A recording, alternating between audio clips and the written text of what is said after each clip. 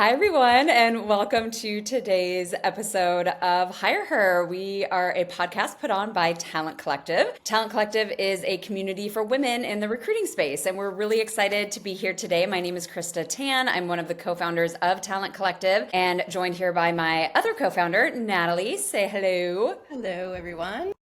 All right, and our special guest here today is Victoria Castro. Victoria was referred to us, and she has a really great background in talent acquisition. She's been in the industry for over 8 years now. And currently, she's a recruiter at Robinhood. She's really passionate about bringing data and branding and candidate experience to the talent acquisition process. So on that note, would love to pass it over to Victoria to do more of an intro on herself. Yeah, so like Krista said, I've been in the talent acquisition area for 8 years. Being in Oklahoma, I started in oil and gas, so that was a lot of fun. I got to fly all over the US, so very fun as no kids before that. And then I went over to Paycom, got into computer software. That's where I got my dabble in tech, really started learning, just a lot of what I have in my belt of, talking to hiring managers and making sure they're prepared, bringing in great candidate experience as well as data. And that led me to Robinhood. I really found after COVID that I wanted to be fully remote so that I could cut down on commute as well as spend more time with my family. So that's been a lot of fun. And I'll pass it back over to Krista. Okay, awesome. Well, thanks for that intro. Would love to talk about some fun stories maybe that you have from your time in recruiting. Do you have any stories of like maybe a favorite candidate that you placed or a story, something like that that you'd like to share with us? Yeah, absolutely. So I think it happened very early in my career. So when I first started in oil and gas, we were going from the switch from, doing everything with papers versus now everything's online. So I had helped someone who knew little to no English. He had walked into our corporate office that day, was asking what, kind of jobs we had. He had worked for Brahms for 15 years. So we did everything in person from setting up his email account to his drug test to his background check. His son had came in at one point because he didn't even have an email address. So we had to set that up there. So that was really exciting. And each time, after we hired him that I saw him in the workplace, he would always greet me with the warmest hug and most grateful attitude. So that kind of happening early in my career is really what, made me love recruiting, getting to help people in their next step and really, get them in a new career.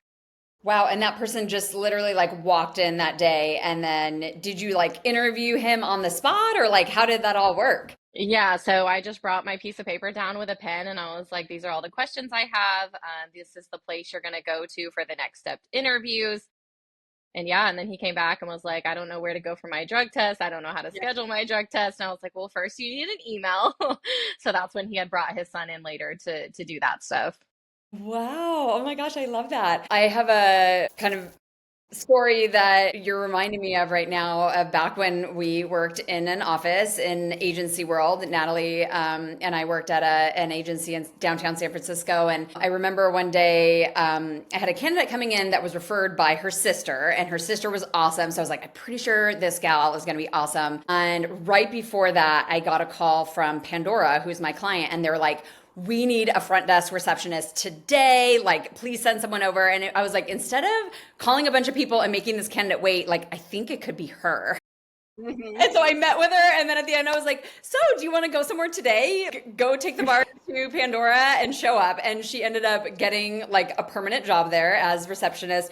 And then she ended up like, moving up. And I forget exactly what division she went into, but it was one of those just memorable things that like, someone in your seat, that just shows up that day could be like the perfect Mhm. person. So love that story. Yeah, That's it was really great. awesome. Thanks. And remind me, did you say how did he actually find out about the job? He literally like was driving down the road and just walked in, saw oil and gas. He had worked for, so Brahms is local to Oklahoma. There might be like very few in Texas. So he had worked there for 15 years and really just like wanted a change in his career. He was making right around like 14 in an hour. So like oil and gas like back then was really, just popping. So he really just needed, something better for his family. Wow, literally like just show up to an office building. Good Yeah. old fashioned job searching. Awesome. Thank you for that amazing story. So, as part of our podcast sessions, we always love to get vulnerable with our guests. We find it very valuable to our audience to be able to share, challenging experiences, things that you've overcome in your career or your personal life. So if you're comfortable, do you have any story that you could share that maybe somebody in the audience would resonate with? Yeah, absolutely. So when I first picked this question, it really hit me just because empathy has been something I've always had to learn, both personally and professionally. So I grew up with all men, so that wasn't something that just came, naturally. And now I have two daughters, so that's my job to be the empathetic one. I'm like, okay, that's me. So learning to let empathy overflow in my being, like personally and at work, was a very hard challenge. So I remember a time at Paycom, this manager really rubbed me the wrong way. And my manager had reached out and just said, don't let it ruffle your feathers. Empathy is very important here. So I still take that situation with me today. I was able to sit down later with that manager and kind of talk through just, the process and how we should do things. So that was very impactful from, an empathy standpoint, as well as like hiring manager interactions, because that's not always easy to sit down and be like, I shouldn't have said that. So learning empathy has not only helped me become a better mother, wife, and person in my community, but just, also in, the TA community. So I'm less likely to say something I shouldn't now, which is a very good thing. That reminds me of, are you familiar with Ken Blanchard and I'm situational not. leadership?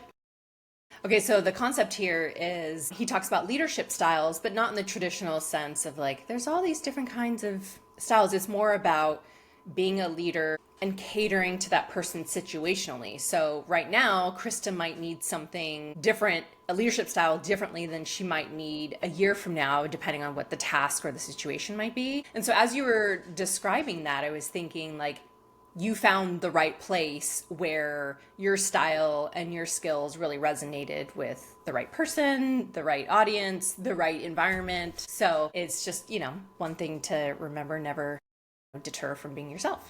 Yeah, very good lesson.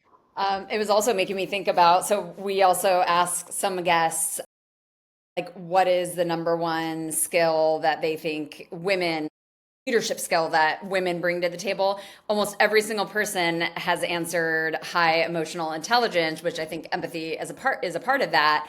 That women tend to have a little bit higher of an EQ, excuse me, and more empathy. And that's really, where women tend to shine. Interesting that you said you were brought up basically around all men and you kind of had to like learn that, right? Like, Yeah. oh, wait, that's my role. Like, I have to do that. Yeah, well, it's like, what's empathy? Yeah, right. Exactly. That must have been such an easy, like straightforward way to live your life up until then, right?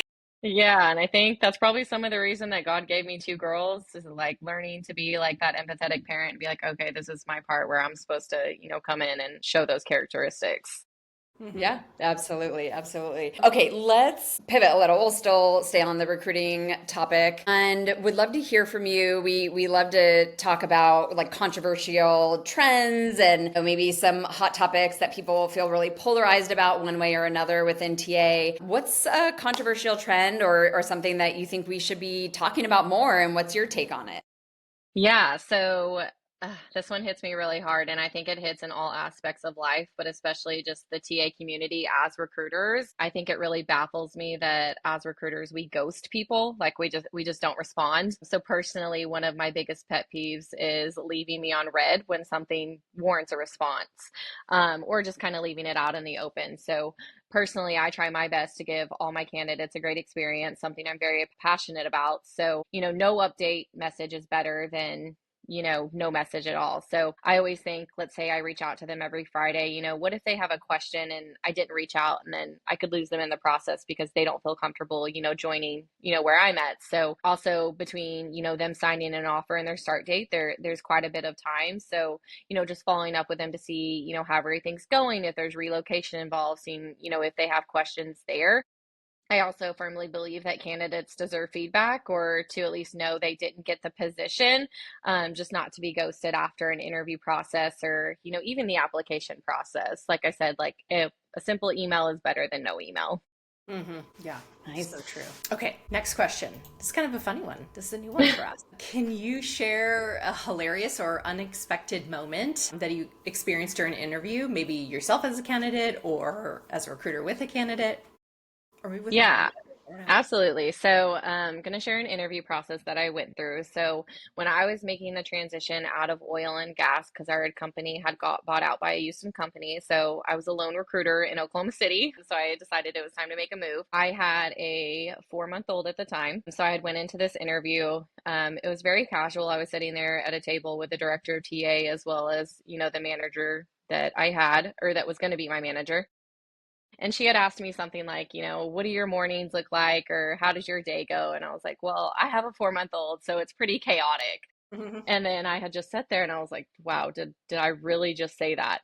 But thankfully, they didn't think anything of it. And months later, after being hired, I would joke about how they hired me after mentioning that I had a newborn at home. And I think some companies wouldn't have responded as well as they did. And I'm very thankful for that because Paycom, really gave me a lot of great experience and where I am today. I just thought it was really funny just, mentioning that because especially with all the things you see on LinkedIn of people, saying they were pregnant and they got fired or they didn't get Mhm. hired. And so it was just a really, good moment. Mm-hmm. Yeah, that was great. One last impromptu question. We blew through our conversation here. We did. Pointed, you Short to the talked point. fast, straight to the point. What would you like to see for the future of recruiting or for yourself in the future of your career as a practitioner? Yeah, I think I was just talking about this months ago. I think I would definitely like personally love to stay in the individual contributor space. I think there's a lot that I still want to, contribute and that TA can do. I think especially with all of this AI, stuff coming out, I think there's still a human aspect to recruiting that should be done. So I'm hoping, I don't personally think that AI is going to take over recruiting because we need that human aspect. Hmm. So great. We love hearing the positive spin on that. We actually have a couple sessions that we're going to be talking about at our upcoming summit on that. So trying That's to help, exciting. ease a lot of recruiters into that same rationale. Well, thank you for joining us. Is there anything else you would like to share with the audience or with us about you and your recruiting journey before we I don't close think out? so. I just really appreciate Natalie and Krista for asking me to be on here. This is the first time, so it's been really cool. Yeah, thank you again for joining us. And for those tuning in, thank you so much for joining us this week. Until next time, feel free to like, share, subscribe. I'm not a YouTuber, so I don't know all the jargon and language. But do all the things that you're supposed to do to follow us. And you can find the video version on YouTube and then the podcast on all the major podcast streaming channels. But until next week, have a great rest of your week. Thanks, Victoria. Thank you.